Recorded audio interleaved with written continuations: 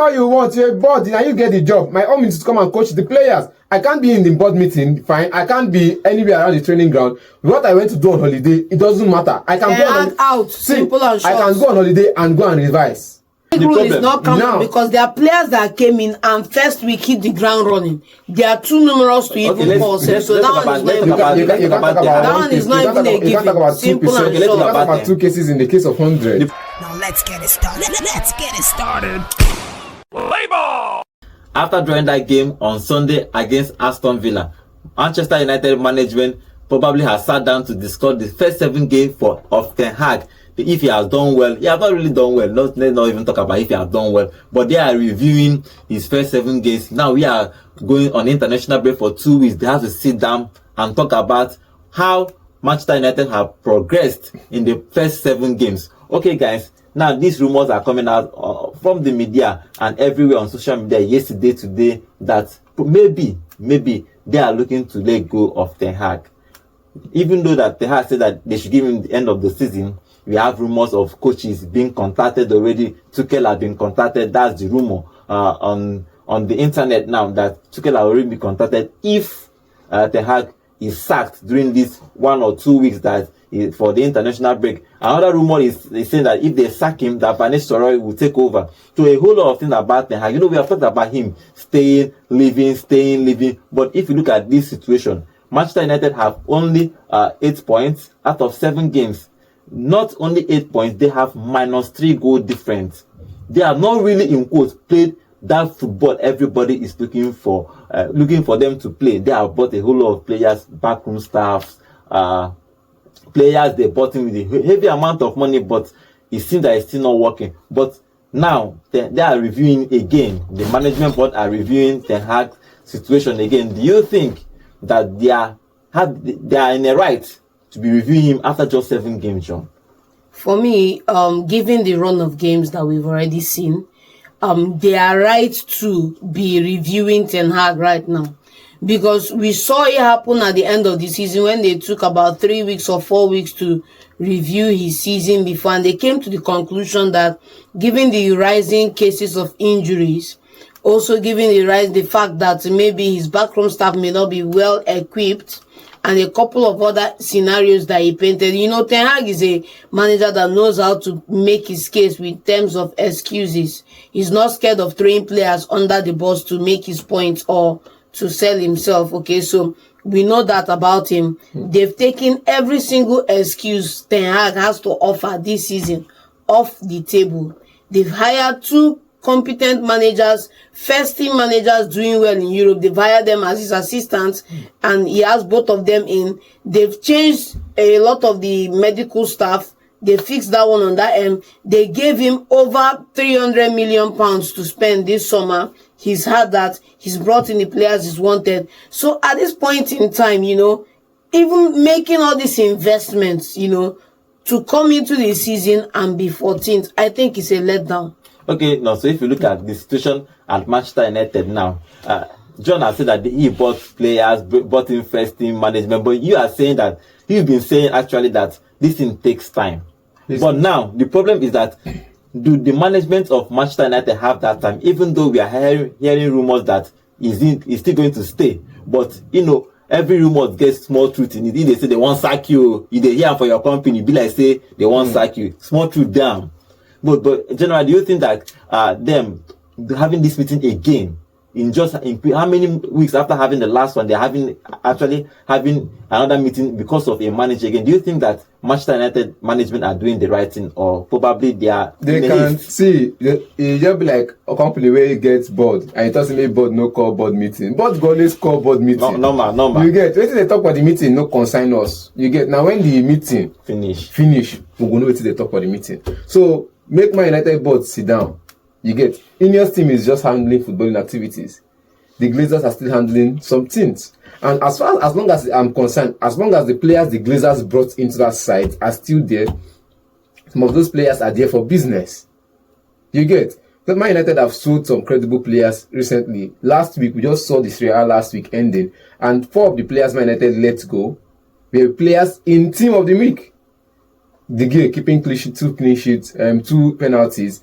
Scotty scoring the first goal for Napoli, and some other credible players. You get playing in the Serie A, collecting Player of the Week for Serie A. So you won't tell me it's a Ten Hag problem. Most of these players played last season for Ten Hag, and Ten Hag, you remember what he said about Scotty? He said he's a player we want on our side, but it is what it is. They have to let him go for some reasons. That reason he doesn't know. And he also said this last summer when the guy was almost on his way to West Ham United. So the team now has let some players go that they shouldn't have let go. You can't keep letting players go without credible replacements and expecting the team to function. Scotty has never been a first team player. Never been a first team player for Manchester United. He's one of those big part players they brought up from the academy into the first team, and that's what it is. If he has shown flourishes of greatness, fine, he's shown flourishes, but he's not a first team player. Sofian was not a first team player, but when you call them up, when I said this about squad depth. Now you take off Scotty, you have the same Man United of last season, yes? Who on the bench can come in and do what Scotty does? Talking about Sofian was a player Man U courted. They wanted to sign him. Unfortunately, they couldn't make up the sum within the timeline on the window. They brought him in on loan and with an option to buy if they wanted to. They chose not to execute that option. And during his playing time for Manchester United, he was always playing off the bench. He was playing, yes, of course, he's a lone player, he's not a starter. Okay? And he was playing off position. If he was played off position, he was played on the bench. But those options were made by the manager in charge of the club. So you wanted to sign a player, you brought the player in on loan, and at the end of the day, you ended up not utilizing the player. Whose fault? It's the manager's fault. Okay, and now the player is bossing it elsewhere in Europe at Fenerbahce. How many appearances? Manchester United what's the tackle rating? It's Manchester United. So Sofian Amrabat that you've been raving about Amrabat since last season. He's a good player. He's a good player. Blah blah blah blah blah. All of a sudden now he's no longer a good player. He's no longer a good player now for Manchester United because he's no longer at Manchester United. It doesn't matter. That's someone talking from two sides of his mouth. I'm just saying he's a good player, but he didn't get his flow at Man United. It's just the way it is. Whose fault is that? Players did not get their flow at Man United. And let's not forget that this man has played. He has also played with Ten Hag before. You get? He was also one of Ten Hag's old players. Okay. So I'm just saying it's time, and he brought in players. The players he brought now. I told you about the 9 weeks rule and all of that. It still stands. You saw Ugati first match. He came in. He did one of the magic he did. Everybody said the 9 week rule is not common because there are players that came in and first week hit the ground running. They are too numerous to even pause. So that one is not even a given. Simple and short. You talk about 2 cases in the case of 100. Okay, I think the problem with Ten Hag now he brought in his players. For the past 2 years, he has been shipping out players and bringing in his own players. Now, the problem that I think that the Manchester United fans are looking at progress. They are not seeing progress. Now they have another joint war start again for Manchester United history. So I think that's what they are looking out for. If there is a progress, for example, you had 8 points last season after 8 games or 7 games. This season you have 12. They will say, okay, we have extra 4 points. It's progress. But they are not seeing the progress and they are not scoring goals and they have -3 goal differences. So do you think that now management of Manchester United looking for another coach or talking about another coach in the middle of the season will affect Ten Hag's progress? In the first 7 games of the season, you're looking for another coach. It affects everything progress. Yeah, I think so. Not just in the coach's part, but in the player's part. You get, because these players are already trying to understand what the style of play is. You understand what we all first start last season when they brought in a Sir Jim Ratcliffe 3 years ago. Yes, to replace Ole Gunnar Solskjaer. You get, and after that, what happened? The play style depreciated. Now, Ten Hag first season it was kind of rocky, bit rocky. Second season hit with injuries. That's no excuse anymore this season. This season they brought in players. They know that the players they brought in are his players. But I still feel like it's a new league. It's a different league. They should give these players time. It was the start I put up was, you can say 2 out of 100 might elude that start. I wasn't the one that put the stats up there. It's been in the stats has been working since 1945 and it's not since 1995. Sorry, and that's the stats that has been there. So in every 10 years, you see 2-3 players that come in and change the narrative of that stat, and you want to change the whole stats because of 3-4 players that come in. For me, when you talk about time, let these players get into the league. and understand the type of league they are playing. Because I saw Ugarte after the first match, I saw my United fans coming out to shout that Ugarte is the real deal. And I forget they said the same thing about Casemiro. I like the fact that we are having this conversation, because you tell me that board members have meetings every time and there's nothing special about it. Board members having meetings every time, there's nothing special about it. For you to say that shows me that you do not really grasp the full scope of what is happening. A club that has been under a manager for 3 years. You tell me the first season was rocky. The first season was only rocky because of the manager dealing with his inability to manage players who are star players in the club. He's fished them out now. He finished worse off than he did in his first season. We saw that happen last season. Blame injury all you want, blame backroom staff all you want. He still finished worse off from the first season. And then this season, we are barely 8 weeks into this season, barely how many games now in the Premier League, and you are just 2 points or 3 points better off than you started last season, which shows me that the bare necessities, which are the inputs you should be seeing at a club, are not being put in. And I feel like you would have to be a very careless manager to own a club like this, and to see the club go through what the club has been going through and not have a meeting about the manager. If it comes out today, after this meeting today, that this meeting by the Manchester United board was not about Ten Hag in any way, then they are delirious, all of them, because they should be having that meeting. And let's not forget that this is an away game. At Aston Villa, at Villa Park, and every single one of them came up to watch that match. It's an omen. Go and write it somewhere. They are having that meeting about Erik Ten Hag, and we are going to hear info about his fate today. Now, whether he's going to stay on, whether it's going to be on to the end of the season, it remains to be seen. But like I said earlier in the season, and you laughed me off about this, that the players, the managers that were brought in to be in his backroom staff, Manchester United have hedged their bets. They've hedged their bets. In the end of the season, while he was in Ibiza having fun and gallivanting, relaxing, after having a terrible season, he was in Ibiza gallivanting, gallivanting and whatever. After having a terrible season, Manchester United spent 4 weeks evaluating all the fact-finding missions, 4 weeks looking at his coaching, looking at everything, speaking to other managers in Europe. At the end of the day, they hedged their bets. They kept him on, and then they brought in 2 backup interim managers, because they knew that this man is not going to be long on this job. Because if the trend that came that previous season continued, they will make a decision, and they played everything out. We are about to see them make that decision now. Because I was saying, I ain't go holiday. Because this is not finished. Everybody they play normal league. Everybody always go contenders. All the old national team coaches don't take their job. So make him no go relax. Make him no go enjoy himself. Because in the coach Man United, make him carry Man United matter for head. If you all you want, you're a board, and you get the job. My own is to come and coach the players. I can't be in the board meeting, fine. I can't be anywhere around the training ground. What I went to do on holiday, it doesn't matter. I can go out. Simple and short. I can go on holiday and go and revise. I've seen David Moyes when he lost his job at Man United. He went back to Scotland. What did he go to do at Scotland? I remember that the same coaching school that Ferguson went to at Scotland was the same coaching school David Moyes went to. What did he go back to Scotland to do? They said he went on holiday. How will you lose your job and go on holiday? But Baba went back to revise. So you can be in Ibiza and you see everything. They say all work and no play. You go make job. You go make job. Average Joe, not for a Manchester. Anyhow, anybody at some point you just need to cool off. You just need to speak the English for me. Where your blow off? You went to go and blow off steam and came back and finished 14th in the first start of the season. No difference from the 2 starts. Players that means the preseason workout. That means the preseason workout and everything was for nothing. The preseason workout, all those trainings and whatever is not available. And I said this before. This is the same manager that benched Cristiano Ronaldo because he did not come for preseason. And you still with your fine preseason, with having all your players attend your preseason, you finish all those expenses to come and finish 14th. None of the players on this side now. Look at the team now. None of the players on this side now went for preseason game with him. They were on international break. Bruno was playing for Portugal. Rashford was somewhere else. The only players that played was Ahmad, and sometimes he came to Africa to play AFCON's qualifiers and World Cup qualifiers.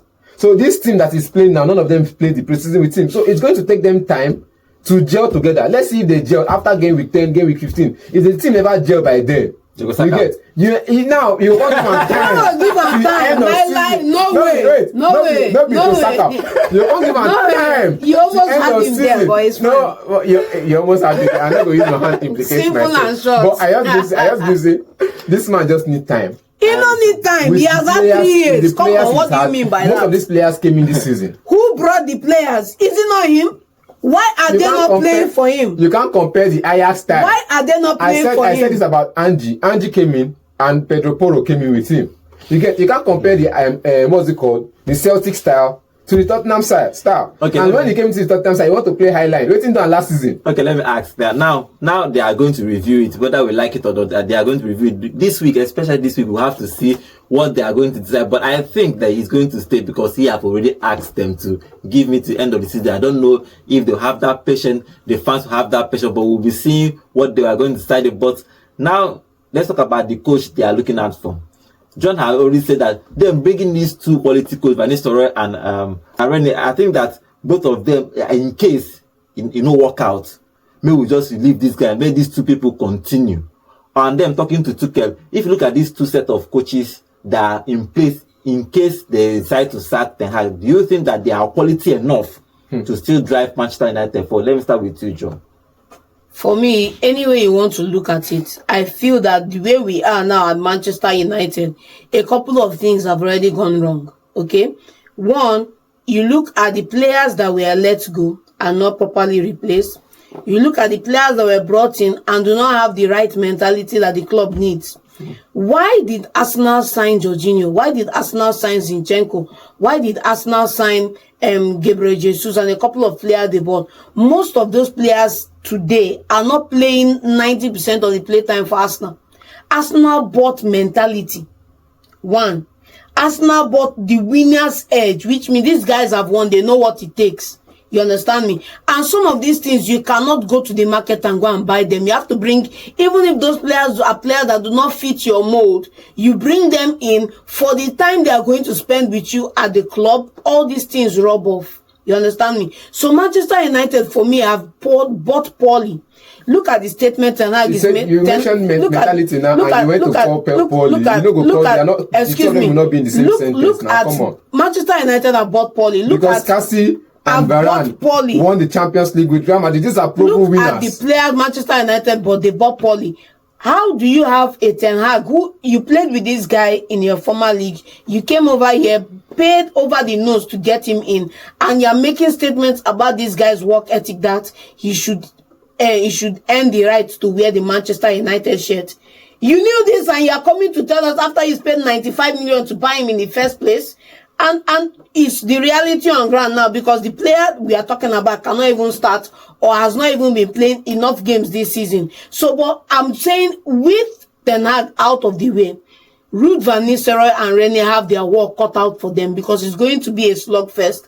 One, you have to have the ability to make dispassionate decisions. Cut out people that are not working and bring up boys from the youth academy that can play at least to get you to January. No, so and then you can make your transfers that the club need.